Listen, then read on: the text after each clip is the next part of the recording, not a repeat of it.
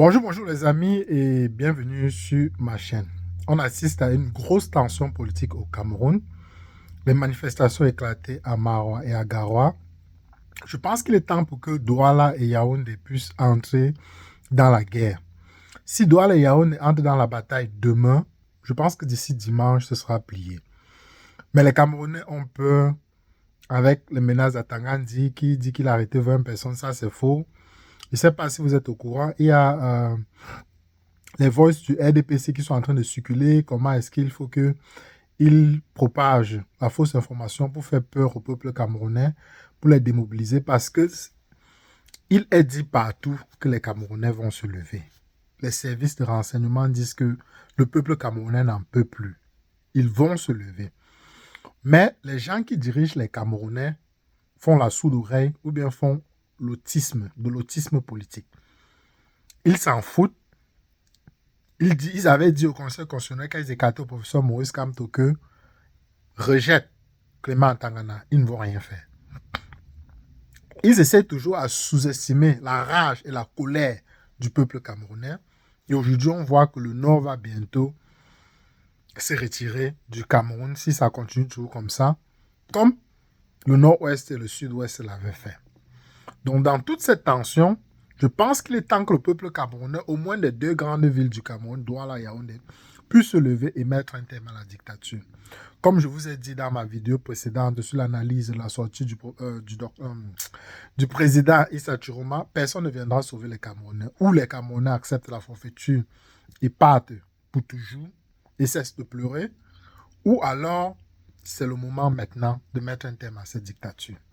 Donc, dans ce climat tendu, le Conseil constitutionnel vient de reporter la date de proclamation des résultats, qui devait être normalement demain, il reporte à lundi.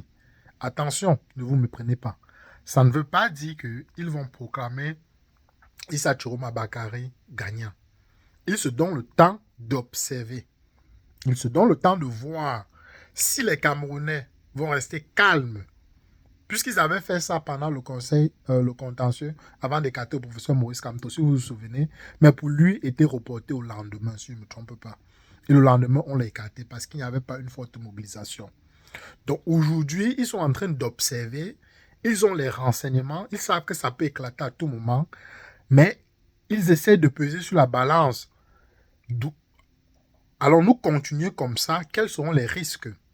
Donc si dans les prochains jours, jusque lundi, il n'y a pas de forte manipulation, de fortes manifestations et de contestations au Cameroun, ils vont faire passer Paul Biya lundi.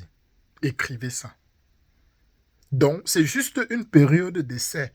Puisque Maroua a pris feu aujourd'hui, donc ils disent qu'après Garoua, c'est Maroua. Si on déclare aujourd'hui, ça peut aller. Donc, attendons un peu.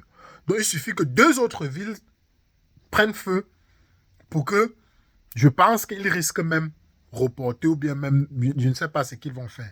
Mais si deux autres villes se lèvent, il est impossible pour eux de déclarer Paul Biya vainqueur lundi. Et c'est ce que le peuple camerounais doit se lever pour faire. Et dans le même procédé, on a Jacques Famendongo, dont on a surnommé ici Jacques le fameux Dorme.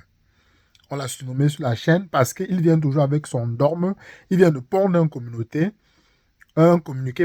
où il s'attaque au président Issa Chiroma. Je vous lis ce communiqué. Il dit: président autoproclamé élu. Le nouveau statut imaginaire des psychopathes politiques. Il ne manque jamais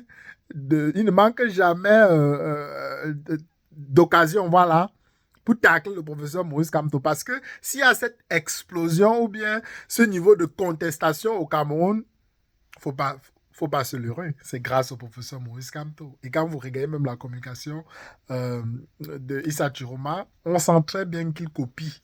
Il copie ce qui a été bien fait en 2018, mais le manque allons au combat de professeur Maurice Kamto a fait en sorte à ce que il n'a pas trop secoué ce régime. Il a secoué le régime, mais pas au niveau qu'on voit. Donc, Issa Chiroma est venu prendre le combat où le professeur Maurice Kamto avait lâché et il est en train d'amener le combat vraiment à un autre niveau. Espérons que les Camerounais vont suivre. Il dit: 1. Imagination vagabonde. Souvenez-vous, ce monsieur est celui qui multiplie les gros mots afin de se donner, afin en sorte à ce qu'on puisse penser qu'il a de l'importance. Mais c'est les gens qui n'ont rien à dire, ce sont le genre de personnes qui font ça. Il dit, un psychopathe ne sait pas qu'il est un psychopathe. Oui, toi, avec ton norme, tu reviens encore nous endormir. Il dit, en outre, il est amnésique. Il donne la définition. Sa mémoire est défaillante et il se délecte des faits, gestes, actes issus de son imagination vagabonde et sinusoïdale. Il croit avoir découvert le cap de bonne espérance alors qu'il se vautre dans la mare aux chimères. Vous voyez, je vous ai dit qu'il a l'art de multiplier les gros mots pour essayer de se donner de l'importance. Tout ce qu'il voulait nous dire, c'est que Issa Chiroma est un psychopathe et puis il nous a donné la définition de psychopathe. Donc, tout ce qu'il a dit, c'est rien. Parce que les vrais psychopathes ici, c'est eux. Comment est-ce qu'on peut vous battre à plus de 80%, vous inventez des résultats imaginaires et vous voulez que la pilule passe? C'est vous les psychopathes. Jacques, le fameux Dorme. J'espère que tu as préparé ton avion et ton séjour. Parce que quand les Camerounais vont te prendre, je pense que tu iras au cimetière. Parce que on ne va pas vous mettre en prison. Les Camerounais ne vont pas travailler pour qu'on prenne les impôts pour vous nourrir. Soit c'est l'exil, soit c'est le cimetière. Il n'y aura pas de prison au Cameroun. En deux, il dit deux présidents imaginaires. Vous voyez, il continue à taper sur le professeur Maurice Kamto. Et c'est d'ailleurs pour ça que le professeur Maurice Kamto a lui décidé de se laver les mains, de faire du ponce pilatisme et de se mettre de côté. Parce que malgré qu'il est même de côté, on tape sur lui et on tape sur les Bamileke. Alors que lui, il s'est écarté, mais on trouve toujours le moyen de taper sur lui. Il dit, exemple, nous avons aujourd'hui deux présidents imaginaires autoproclamés élus. La différence, le président autoproclamé élu en 2018 était un hors-la-loi. D'après l'actuel président autoproclamé élu en 2025, il y avait donc en 2018 une différence entre aujourd'hui, président imaginaire étant à l'époque défenseur de la loi. Donc une manière de dire que Issa Chiroma avait contredit Maurice Kamto en 2018. Aujourd'hui, il utilise le même procédé. Donc en fait, ça c'est RDPC, ils n'ont rien à dire. Il dit contradiction. Le président élu autoproclamé en 2018 a opéré une métamorphose. Il dit onomastique. Bref. Je vais laisser ça comme ça. Aujourd'hui, sobre et laconique, il n'écrit plus président élu. Il se contente de son prénom et de son nom. Au plan onomastique, il sera revenu à la raison. Ce n'est qu'une apparence car il y a le test caché par-delà le test affiché. Donc, ils en veulent énormément au professeur Maurice Kamto. Le gars n'est même plus lui dans la lutte. Mais il continue toujours à envoyer des balles au professeur Maurice Kamto. Laissez le monsieur là tranquille. Vous l'avez déjà humilié. Il est temps que vous le laissez tranquille. En trois, il dit marre au fantasme. Sait-il qu'il n'a jamais affirmé publiquement depuis le 7 octobre 2018 qu'il n'est plus président élu? Vous voyez, encore une balle au professeur Maurice Kamto. Ses électeurs le prennent toujours fantasmagoriquement pour le président élu. Au plan politique, il se vautre aujourd'hui dans la mare au fantasme. Il y a donc actuellement au Cameroun deux présidents imaginaires, en attendant la clarification par les concernés eux-mêmes. Vous voyez? En attendant la clarification par les concernés eux-mêmes. Donc, il est clair que Paul Biya a gagné. Je ne sais pas s'il y a encore des gens qui doutent. Paul Biya a déjà gagné. Quand il s'attaque au professeur Kamto, et en petite injonction, il s'attaque au président Issa Chiroma Bakary.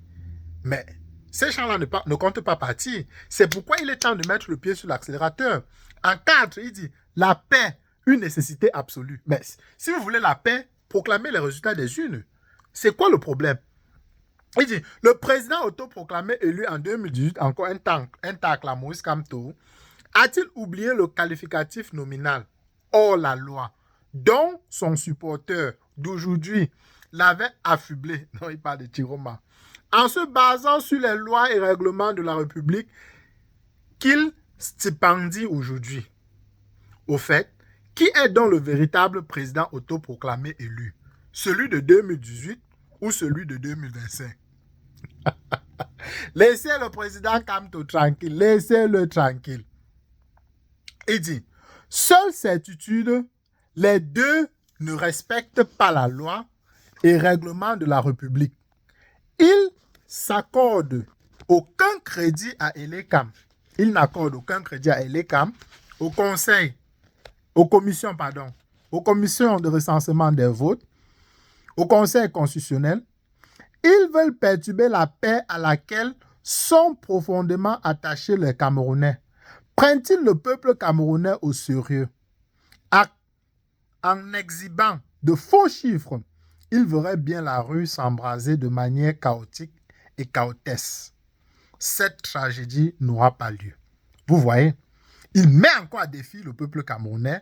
Il dit que les Camerounais ne vont pas aller dans la rue. Si les Camerounais manifestent, c'est à cause de Kamto. Et aujourd'hui, c'est Issa Chiroma qui a pris où Kamto a laissé parce qu'il veut que les Camerounais vont dans la rue. Les Camerounais ne vont pas aller dans la rue. J'espère que le peuple camerounais écoute. J'espère que le peuple camerounais écoute. En 5, il dit un cocasse imbroglio. Je vais y arriver. Quand deux présidents autoproclamés élus qui étaient aux antipodes l'un de l'autre en 2018 se regardent aujourd'hui avec les yeux de chimère. Va, je n'étais pas point. Va, je n'étais point. Les récepteurs du message sont perplexes, voire décontenancés et abasourdis. Les chiffres acceptés par les deux candidats autoproclamés et l'autre soutien sont préfabriqués par un cabinet occulte. Vous m'excusez, il écrit très petit et une partie de son communiqué est coupée. Donc, je devine parfois les mots. Donc, c'est pourquoi j'ai des difficultés à lire. Il dit, cerise sur le gâteau, ils sont truffés de fautes de calcul, coûts élémentaires deuxième année, puis corrigés à la va-vite et à qui mieux. C'est un cocasse imbroglio. Mais il dit corriger à la va-vite. Issa Chiroma est celui qui a publié les résultats des votes. Lui-même, il a dit qu'il publie seulement ce que Elekam a dit. Si on se retrouve à 104%, qui a bourré les urnes? C'est le RDPC, c'est Elekam. Ok, disons même que les calculs de Issa Chiroma sont faux.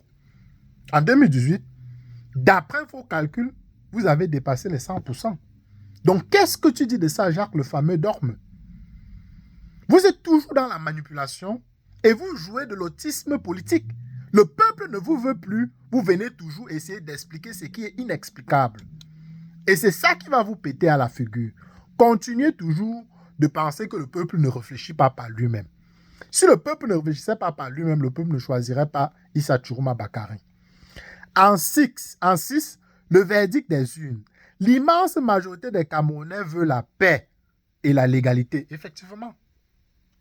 Elle n'a qu'un seul et unique règle légale, le Conseil constitutionnel. Cette instance juridictionnelle rendra le verdict des urnes selon le délai réglementaire. Celui-ci sortira de l'ensemble des 31 761 bureaux de vote, 31 653 à l'intérieur et 108 hors de nos frontières. Les bouffons et les psychopathes qui voient la loi et règlement de la République n'ont qu'à se contorsionner dans les miasmes de leur chimère où ils ont trouvé refuge. Mais nul ne peut se prévaloir de ses propres turpitudes. Duralex, Selex, bon, je ne sais pas. La loi est dure, mais c'est la loi. Et la loi s'impose à tous. Les bandits comme ça, là, est-ce que vous respectez la loi? Quand vous avez écarté le professeur Maurice Kamto, comme vous l'avez fait, est-ce que vous avez respecté la loi? Quand vous voulez proclamer les faux résultats comme vous voulez le faire actuellement, est-ce que vous respectez la loi? Ces gens-là, j'ai dit, vous avez deux options, soit l'exil, soit le cimetière. Et on verra lequel vous auriez choisi. Le peuple camerounais va vous décevoir. Continuez de les rabaisser, de les infantiliser. Bon, les amis, c'est ce que je voulais partager avec vous. Encore de l'autisme politique de Jacques le fameux Dogme. Son communiqué était court et c'était coupé, donc excusez-moi de la lecture et de la mauvaise prononciation. On se retrouve très rapidement dans une prochaine capsule.